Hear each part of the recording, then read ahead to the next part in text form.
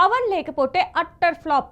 ఇది నిజం. నిన్న పవన్ కళ్యాణ్ ఎల్బీ స్టేడియానికి రాకపోయి ఉంటే OG pre release event utter flop అయ్యేది. 25న సినిమా రిలీజ్ పెట్టుకొని మేకర్స్ హడావిడిగా ఆదివారం భారీ ఎత్తున ఎల్బీ స్టేడియంలో ఓజీ లైవ్ కాన్సర్ట్ నిర్వహించారు.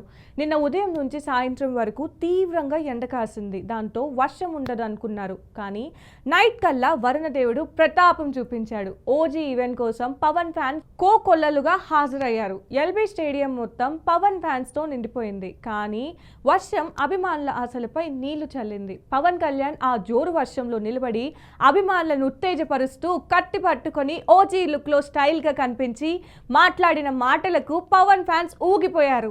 ఈవెంట్ అంతా పోయినా సరే ఒక్కడే ఉండి ఆ కటానా తిప్పుతూ 15 నిమిషాలు స్పీచ్ ఇచ్చి జపనీస్ డైలాగులు చెప్పి శివమణితో డప్పులు కొట్టించి ట్రైలర్ వేస్తారా వెయ్యరా అని మరీ ట్రైలర్ వేయించి ఆ కొద్దిసేపట్లోనే అందరి గురించి ప్రస్తావించి కుండపోత వర్షంలో కూడా ఈవెంట్ ని లాక్కొచ్చాడు.